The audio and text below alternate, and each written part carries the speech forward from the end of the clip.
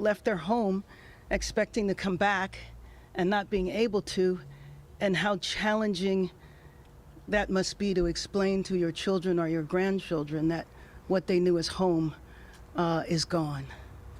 But you know, I am hopeful that we are turning the corner.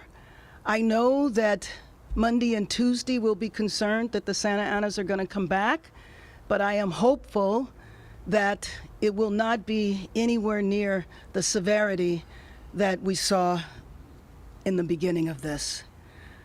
But my message to Los Angeles is that after the fires are out definitively, there is no greater priority than getting people back home. And the first step to that are crews that are working tirelessly to lift evacuation orders. But I want to be very clear about this, because the decisions about lifting evacuation orders will be done by public safety officials, and it's going to be based on safety and danger. Yesterday and today, some evacuation orders will be lifted, and I want to thank our firefighters for that. Other zones are going to take longer. There's lots of hazardous waste, and I could see that yesterday.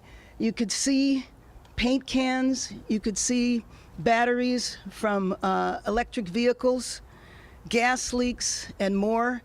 But the EPA hazard teams are already deployed. As our army of firefighters kills these fires and withdraws, we will be moving in with an army of builders, like the people and equipment that you see here.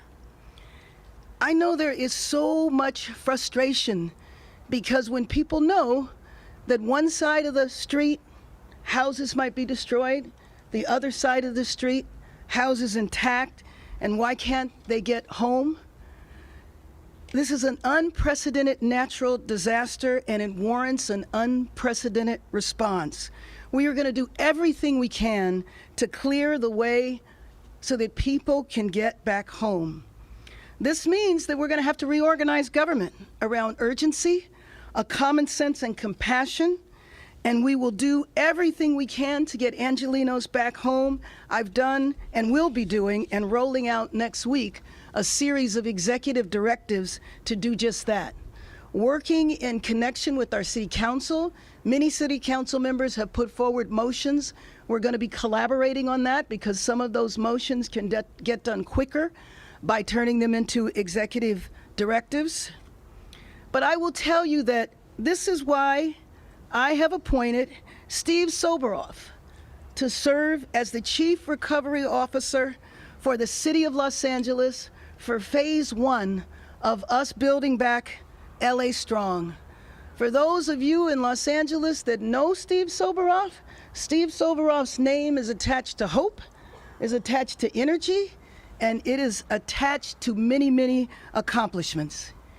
He will recommend a comprehensive city strategy for rebuilding and for expediting. Expediting is a very important word here.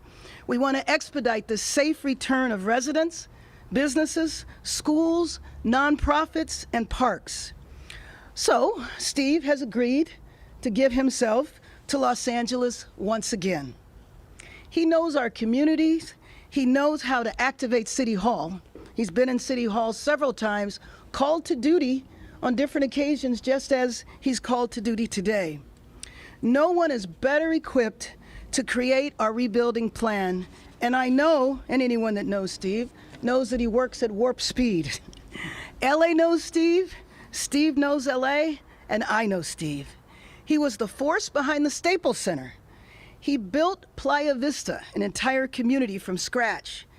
Moving the space shuttle, I don't know how you did that, but moving the space shuttle to the Science Museum, Steve knows how to lead the most complex city challenges, and he wears his heart on his sleeve.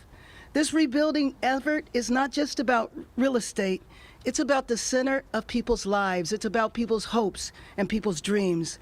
That's what a home is. I know that he will help lead us on a path forward.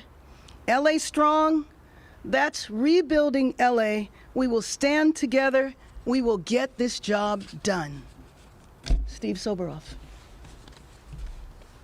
Thanks, Mayor. Absolutely.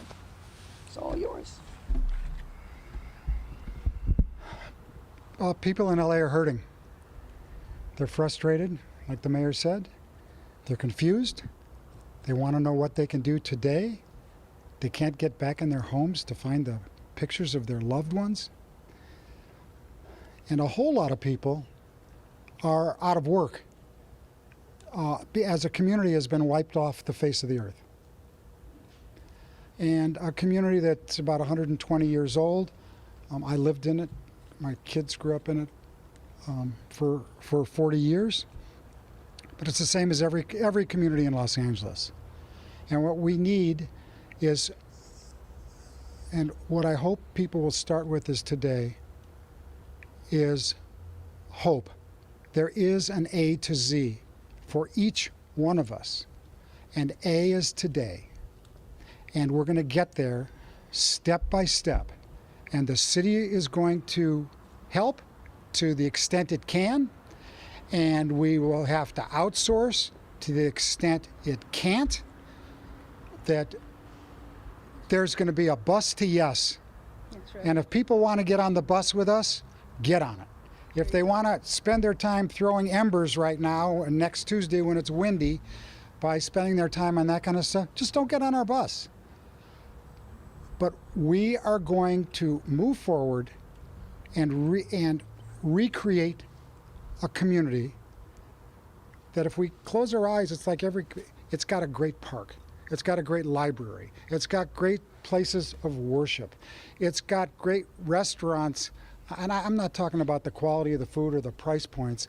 I'm talking about the people that, I mean, it's emotional for me. The people that work there, that taught my kids how to speak Spanish, that have been there for generations, that now are on the verge of homelessness after working in a community for 40 years.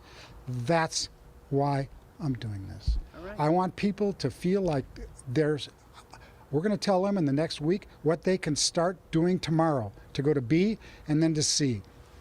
And people will be able to get the plans, permits, the equipment will be ready for them, and they can start building their houses. And I'm thankful, Mayor, for the contacts you've made with the state and with the existing administration and the incoming administration about the future of getting the funds to do this, because we have people in this city that care so much about this city that all we need is people to hop on the bus with us. That's right. Because we're going to do that, and I'm happy to be involved for all of those people, and I want to see this community go back, because neighborhoods and communities are everything to people. The library, the park, the houses of worship. So let's do it. We will. We will. Thank you. Thank you. Take questions? Yes. Hopping on the bus is fine, but are you going to change some of the mechanisms of the bus that need changing? Will those executive orders include things like changes in construction codes so that homes are more fire resistant, not having as much density so that fires can spread from home to home, cutting back on your, if you want to call it, urban landscape that is there next to the homes, and finally reducing density? Then you lost a lot of homes up there as they were out.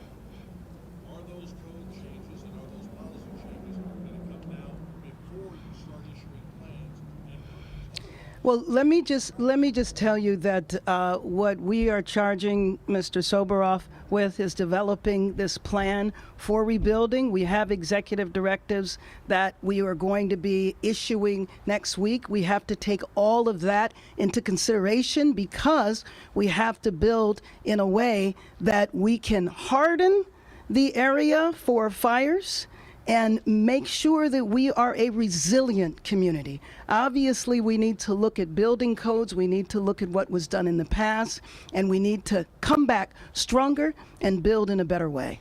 Thank If you you. have a home that was burnt down,